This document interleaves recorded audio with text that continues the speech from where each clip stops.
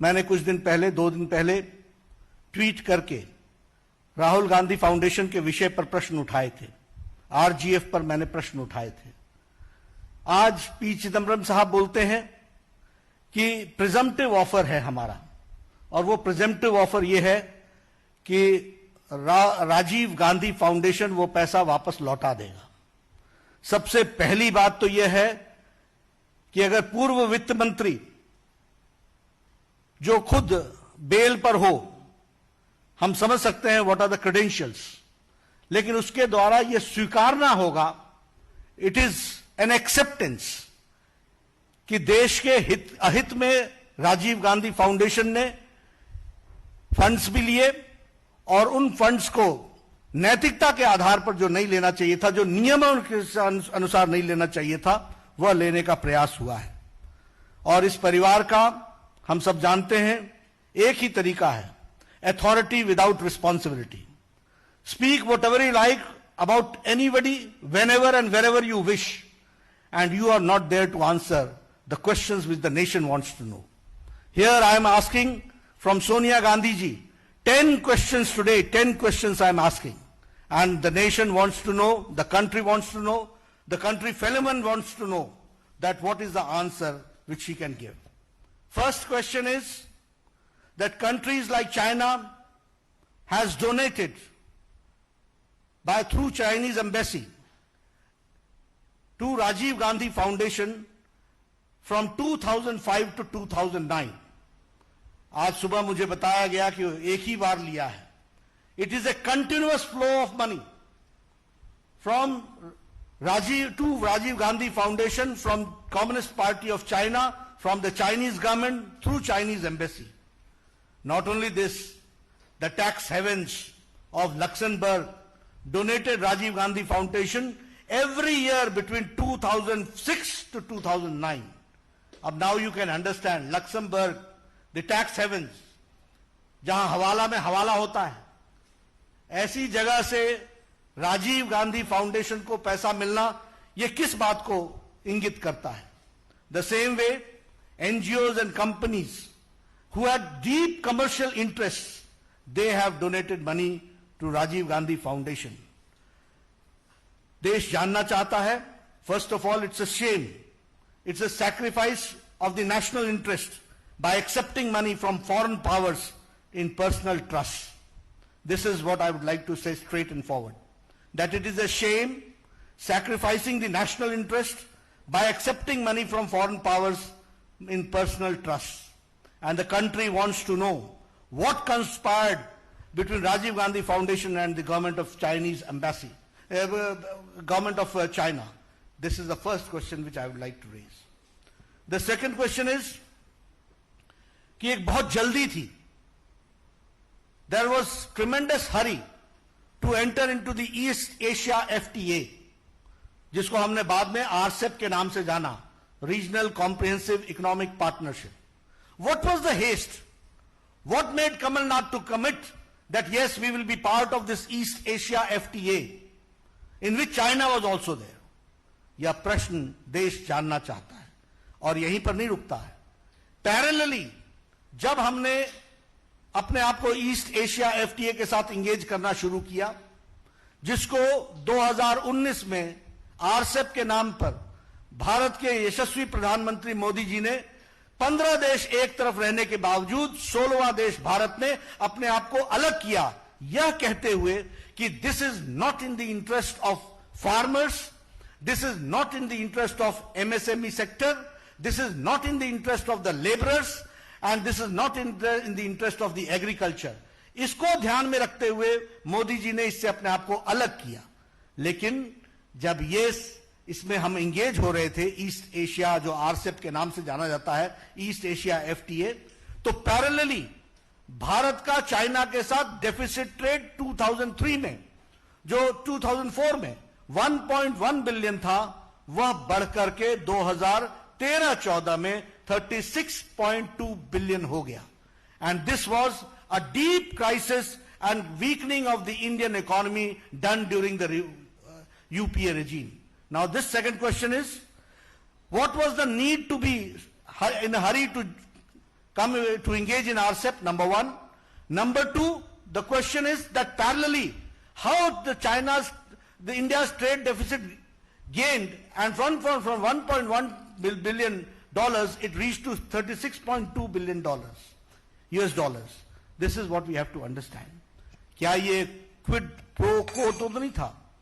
ये कहीं Chinese embassy के द्वारा राजीव गांधी फाउंडेशन को पैसे के कारण ये क्विड प्रो को तो नहीं था? यह भारत की जनता जानना चाहती है. The third question which I would like to say, what is the exact relationship between Indian National Congress and the Communist Party of China? What is the MOU?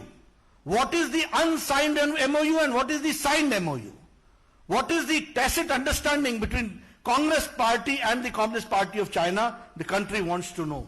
And country wants to know the details of the MOU, signed and unsigned. The tacit understanding which has taken place between which takes care of the interest of Chinese or China government through the Indian National Congress. My fourth question is that the Rajiv Gandhi Foundation, RGF, worked in close association with China Association for Internationally Friendly Contact.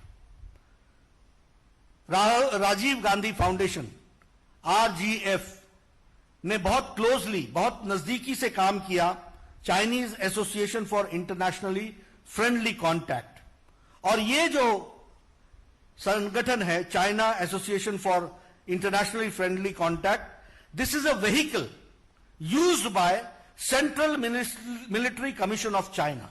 This is a vehicle used for Central Military Commission of China, which the purpose of this commission is to infiltrate,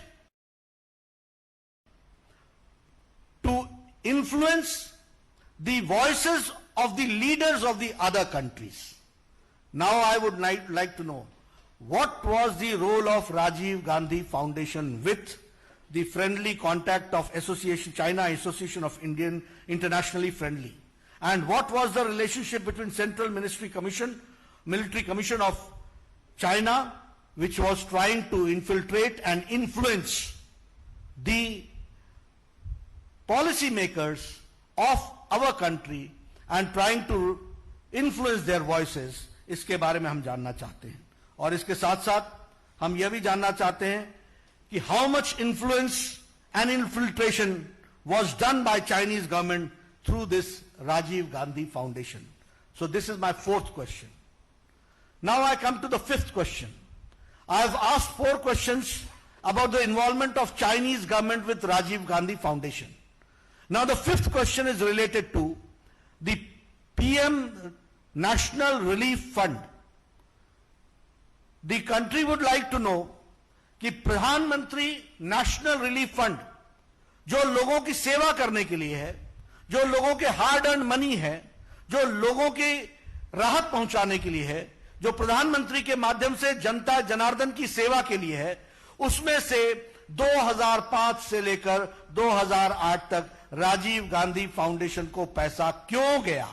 Why the money was diverted from PM National Relief Fund from 2005 to 2008 to Rajiv Gandhi Foundation? This is a question which the country and my country fellow men wants to know. हमारे देशभक्त जानना चाहते हैं. हमारे देश की जनता जिन्होंने पूरी ताकत के साथ प्रधानमंत्री नेशनल रिलीफ फंड को मजबूती प्रदान की, हार्ड अर्न मनी दिया, वह उसका पैसा को राजीव गांधी फाउंडेशन में क्यों डाइवर्ट किया गया? I would also like to know that UPA government में it was forced for multiple ministries like MHA, MHRD, Health Ministry, PSUs like SAIL, like GAIL, like SBI, ONGC, इनको RGF को fund release करने के लिए force किया गया. मैं ये जानना चाहता हूं कि ये लोगों का hard earn money, my fifth question is the hard earned money of the people, why it was transferred and diverted to Rajiv Gandhi Foundation, which is a personal trust. What intention was there? इसमें intent क्या था? यह देश की जनता जानना चाहती है. कारण क्या था? किस लिए दिया गया?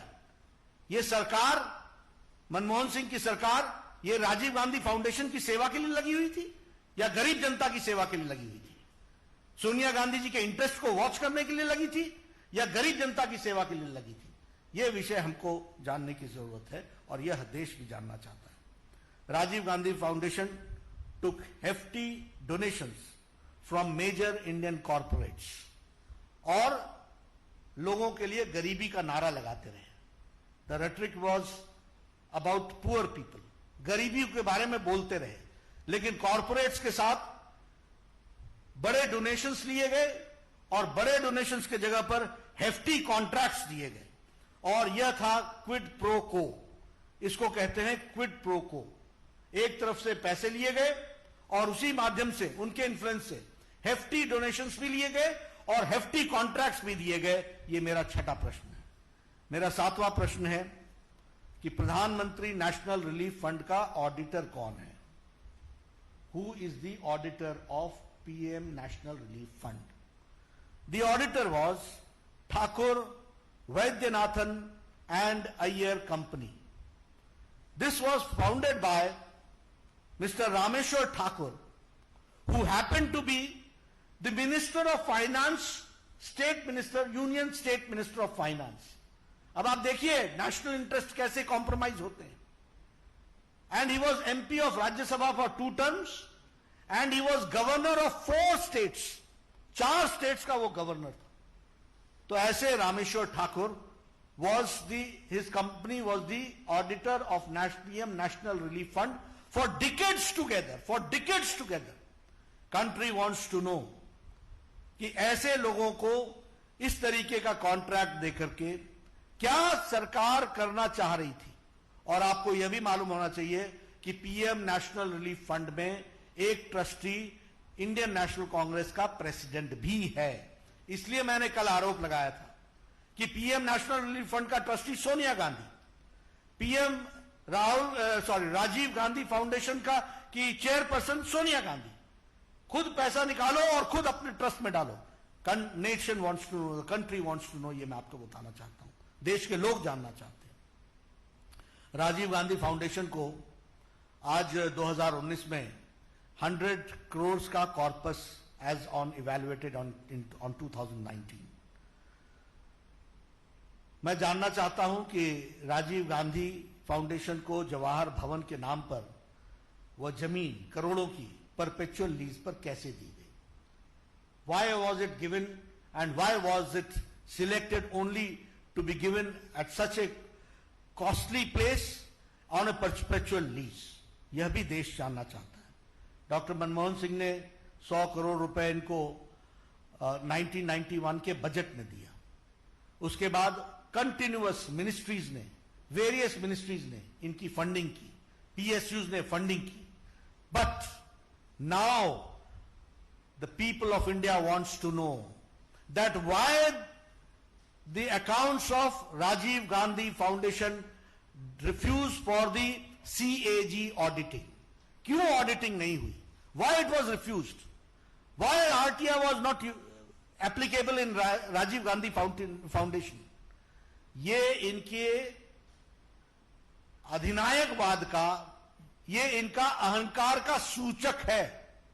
ये कुछ भी कर गुजरेंगे, नियम को धत्ता दिखाएंगे, कानून को धत्ता दिखाएंगे, लेकिन उसके बावजूद भी जो मर्जी होगी वो करेंगे. और आज हम ये जानते हैं कि यह न इसकी सीएजी ऑडिटिंग है और न ही ये आरटीआई के अंदर आता है. ये क्या कारण है? Country wants to know. ये मैं आपके सामने बोलना चाहता हूं.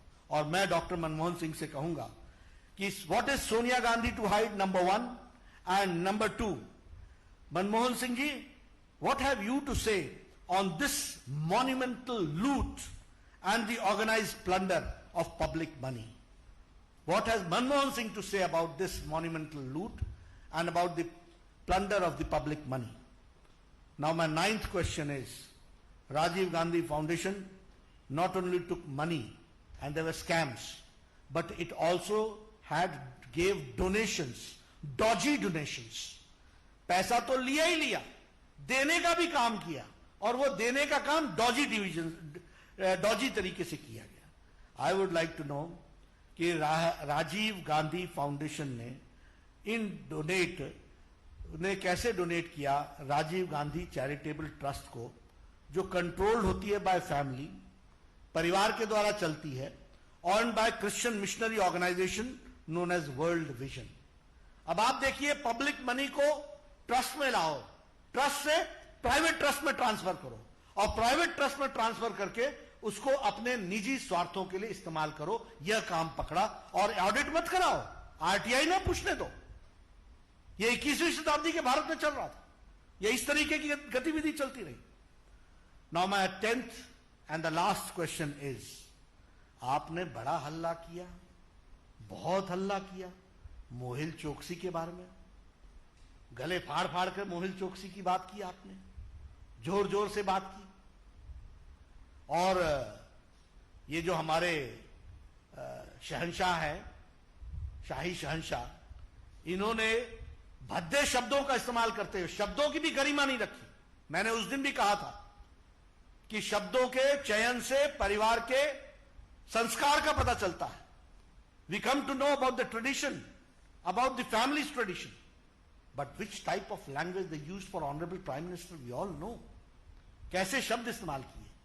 लेकिन मैं यहां, मेरा अंतिम प्रश्न, 10वां प्रश्न है कि मोहिल चौकसी से आपने राजीव गांधी फाउंडेशन में पैसा क्यों लिया, और आपने मोहिल चौकसी को लोन क्यों दिया, और यह सब करने के बाद बदनाम करने के लिए हमारे यशस्वी प्रधानमंत्री पर आरोप लगाते हो। देश जानना चाहता है कि मोहिल चौकसी से राजीव गांधी फाउंडेशन का क्या संबंध है, और आपने उसको लोन देने में किस किस प्रकार से मदद की है, यह देश जानना चाहता है।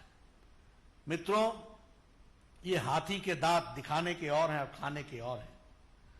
ये राजनीति लंबे समय तक आरोपित करके जिस तरीके से इन्होंने की है, भारत की जनता जाग चुकी है। मोदी जी के नेतृत्व में राजनीति की संस्कृति बदल चुकी है। Congress and corruption are synonym to each other, वह जा चुका है। आज सेवा भाव से भारत का विकास, सबका विश्वास और सबका साथ लेकर के चलने की बात है। और मैं रीइटरेट करता हूं भारतीय जनता पार्टी के राष्ट्रीय अध्यक्ष के दृष्टि से, हैसियत से, कि हमारी पार्टी यशस्वी प्रधानमंत्री श्री नरेंद्र मोदी जी के सारे कार्यक्रमों से पूरी ताकत से जनता तक पहुंचाएगी और विकास में अपना पूरा योगदान करेगी, और भारत की तस्वीर बदलने में कोई कसर नहीं छोड़ेगी। और साथ ही साथ ये दोहरे चेहरे रखने वाले राजनेताओं को भी पर्दाफाश करने में हम कोई कसर नहीं छोड़ेंगे। हम इस बात को आपके सामने कहना चाहते हैं। आपने मेरी बात सुनी है, आपका बहुत बहुत धन्यवाद। देश से जो उठाए मैंने प्रश्न है, मुझे पूरा विश्वास है कि कांग्रेस पार्टी इस पर जवाब देने की हिम्मत करेगी। मैं चाहूंगा कि वह जरूर करे प्रजातंत्र के अंदर। धन्यवाद मित्रों।